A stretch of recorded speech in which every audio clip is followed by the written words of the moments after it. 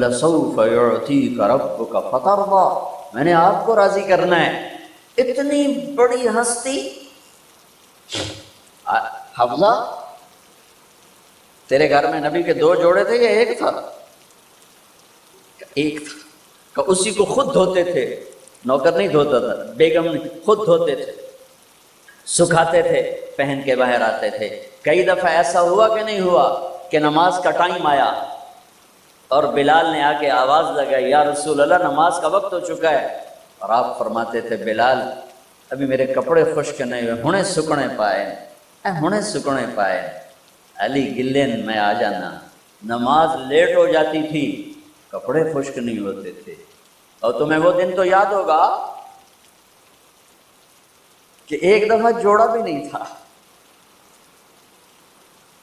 ایک چادر ہی تھی، اسی کو گلے میں اور بدن پہ لپیٹ کے نماز پڑھائی تھی۔ اور تمہیں وہ بھی یاد ہوگا کہ ایک دفعہ چادر بھی نہیں تھی تو ایک انصاری عورت سے کپڑے ادھار مانگ کے جا کے نماز پڑھائی تھی۔ تم محل بنا کے تکبر میں آتے ہو کہ ساڈا محل ویکھو، ساڈا سیٹ اپ ویکھو، ساڈا سٹیٹس ویکھو۔ لعنت ہے تمہاری اس سوچ پر کہ تم نے پیسے کو سٹیٹس بنایا ہے، تم نے سونے چاندی کو سٹیٹس بنایا ہے، تم نے اپنی فیکٹری بنگلوں کو اور گاڑیوں کو سٹیٹس بنایا ہے۔ کس چیز کو؟ اس مچھر کے پر کو، اس دھوکے کے گھر کو، اس مکڑی کے جالے کو، اس مٹ جانے والی کائنات کو، اس دھوکے باز بڑھیا کو، اس مکار بڑھیا کو، اس غدار کائنات کو تم کہتے ہو کہ ایسی بڑے چودھری ہیں، بڑے سردار ہیں، بڑے تاجر ہیں۔ کیا ہے؟ مچھر کا پر، دھوکے کا گھر، مکڑی کا جالا۔ جاؤ قبرستان میں میانی میں بڑے بڑے سردار پڑے ہیں، جہانگیر کے قبر پر جا کر دیکھو، اس کے نام کا ڈنکا بجتا تھا، سنسان۔ اے راوی کے کنارے ایک ٹوٹا سا مکان ہے، دن کو بھی جہاں شب کی سیاہی کا سمان ہے۔ یہ کون ہے؟ کہتے ہیں یہ آرام گہے نور جہاں ہے، جس پر جہانگیر مر مٹا، ساری چابیاں جس کو پکڑا دیں، دن میں بھی شب کی سیاہی کا سما ہے۔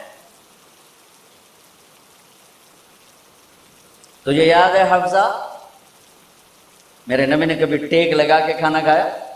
تمہیں یاد ہے؟ کبھی ٹیک لگا کے کھانا کھایا؟ ہمیشہ ایسے جھک کے کھانا کھایا کہ میں غلام ہوں، غلاموں کی طرح کھاؤں گا۔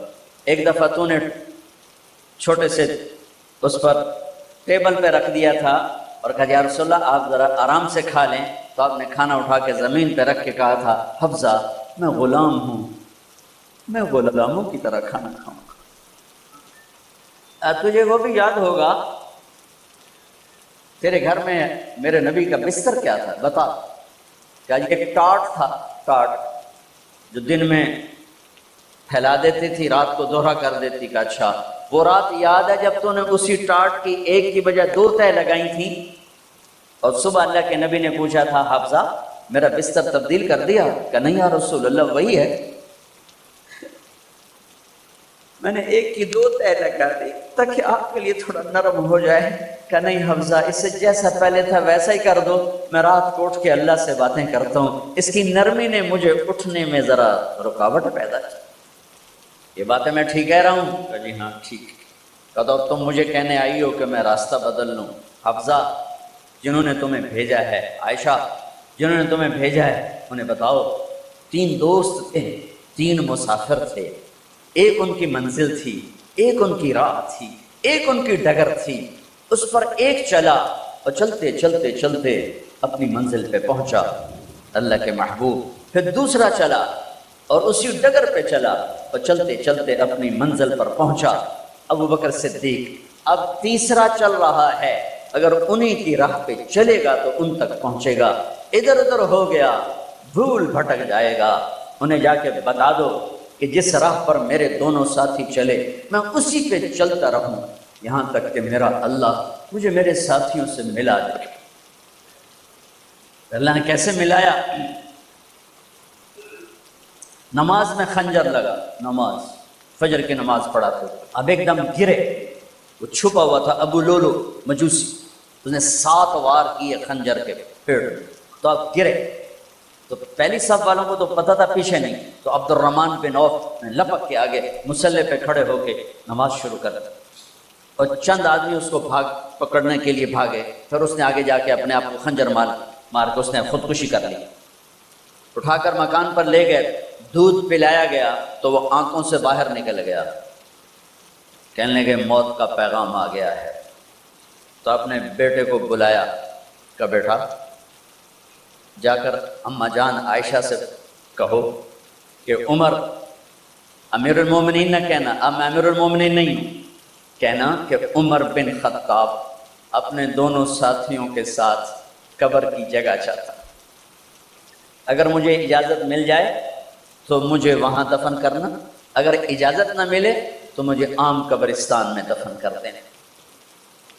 عبداللہ بن عمر تشریف لے گئے تو اماں عائشہ بیٹھی رو رہی تھی، کہ اماں جان میرا باپ عمر بن خطاب اجازت چاہتا ہے قبر کی اپنے دونوں ساتھیوں کے ساتھ۔ تو حضرت عائشہ رضی اللہ تعالیٰ عنہ رونے لگی، پہلے بھی رو رہی تھی، کہا عبداللہ یہ جگہ تو میں نے اپنے لیے رکھی ہوئی تھی کہ میں اپنے خامند اور باپ کے ساتھ میں بھی ایک کونے میں سو جاؤں گی، لیکن اگر عمر کی خواہش ہے تو اس جگہ کا عمر مجھ سے زیادہ حقدار۔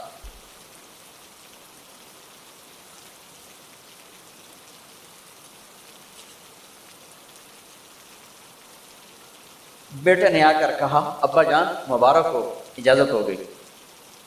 کہا بیٹا ہو گئی، لیکن جب میری میت اٹھاؤ تو دروازے پر جا کر رکھنا اور ایک دفعہ دوبارہ پوچھنا، ہو سکتا ہے میرے شرم میں اجازت دی ہو اور میرے مرنے کے بعد انکار فرما دیں، تو ایک دفعہ دوبارہ پوچھنا، اس وقت پہ اجازت ملے تو پھر لے جانا ورنہ واپس لے جانا۔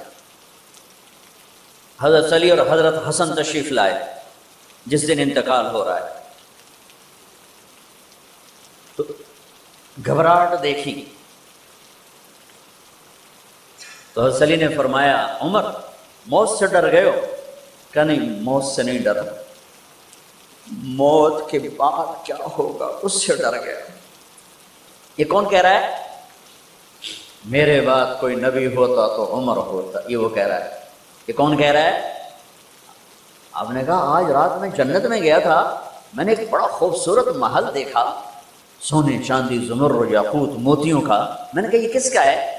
تو مجھے کہا گیا کہ آپ کے غلام عمر بن خطاب کا ہے۔ کون کہہ رہے ہیں؟ موت کے بعد جو ہوگا اس سے ڈر رہا ہوں۔ کہ آپ مسجد میں انٹر ہوئے، مسجد میں ایسے لوگ تھے، ادھر ابو بکر تھے اور ادھر عمر تھے، آپ دیکھو، آپ نے یوں ہاتھ پکڑ لیا، دونوں کے ایسے ہاتھ پکڑ لیے، ادھر ابو بکر ادھر عمر، کہ مجھے دیکھ رہے ہو؟ کہ جی۔ کہ قیامت کے دن میں ایسے اٹھوں گا کہ میرے ادھر ابو بکر ہوگا اور ادھر میرے عمر ہوگا۔ یہ عمر کہہ رہے ہیں موت سے نہیں ڈرا ہوں، موت کے بعد کیا ہوگا اس پہ ڈر رہا ہوں۔ تو حضرت علی نے فرمایا کیوں ڈرتے ہو؟ میں گواہی دیتا ہوں، میں نے کئی دفعہ اللہ کے محبوب سے سنا کہ جنت کے بڑی عمر کے، ایک تو نا جنت کے نوجوانوں کے سردار، وہ تو حسن حسین ہیں، میں نے کتنی دفعہ سنا اللہ کے نبی سے کہ جنت میں بڑی عمر کے لوگوں کے سردار ہیں ابو بکر اور عمر۔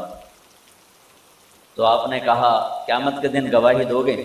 آپ نے کہا، حضرت علی نے کہا میں بھی گواہی دوں گا، میرا بیٹا حسن بھی گواہی دے گا۔ وہ حضرات تشریف لے گئے تو موت کی آہٹ کو محسوس کیا تو بیٹے کی گود میں سر تھا عبداللہ بن عمر کا، بیٹا مجھے زمین پہ لٹا۔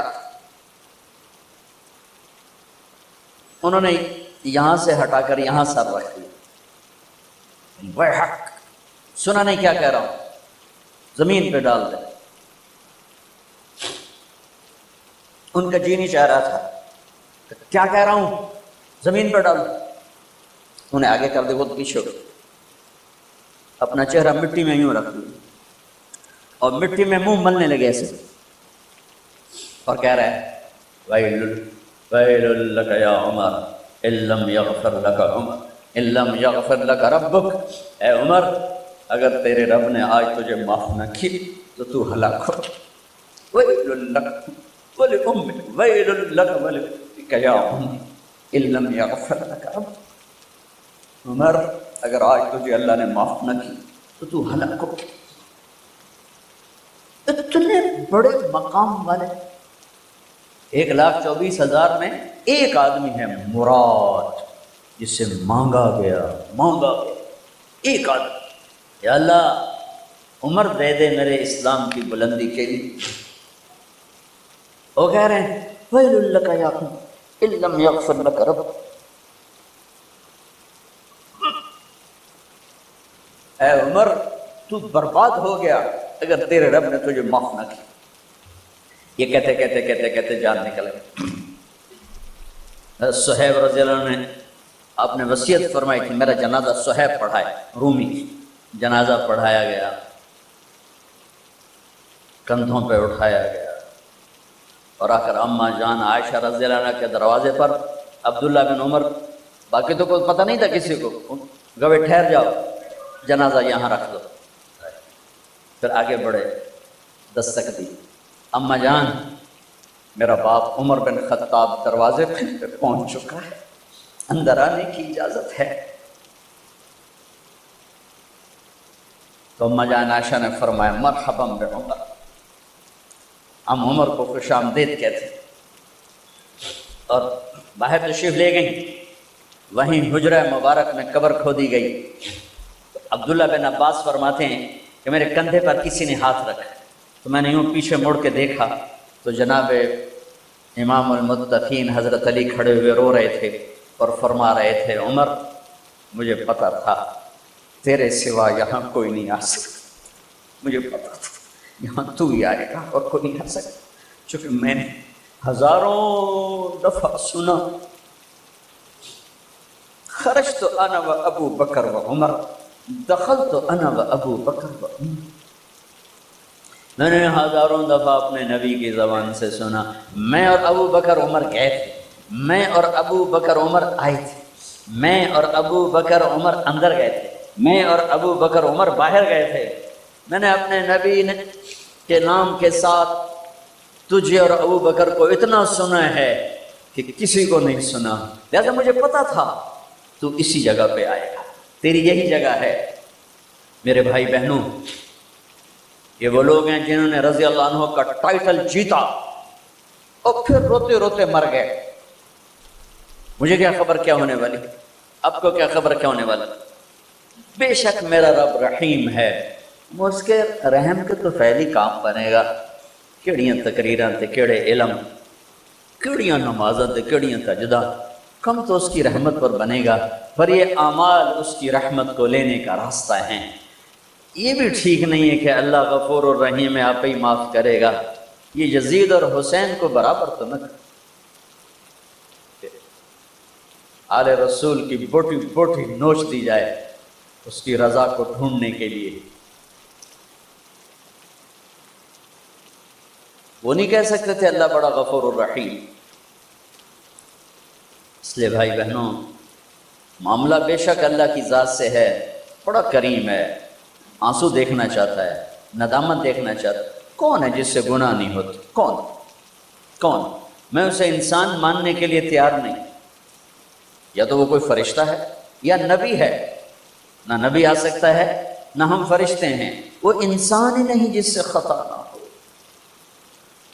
لہٰذا میں اپنے رب کی قدرت پہ قربان جاؤں، رحمت پہ قربان جاؤں کہ اس نے توبہ کے لیے نہ عمر کی قید نہ عدد کی قید۔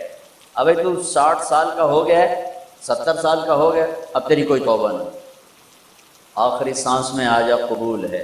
ابھی تیری 100 دفعہ ٹوٹ چکی ہے توبہ، اب 101 دفعہ قبول نہیں، 1 کروڑ دفعہ توڑ کے آ جا قبول ہے۔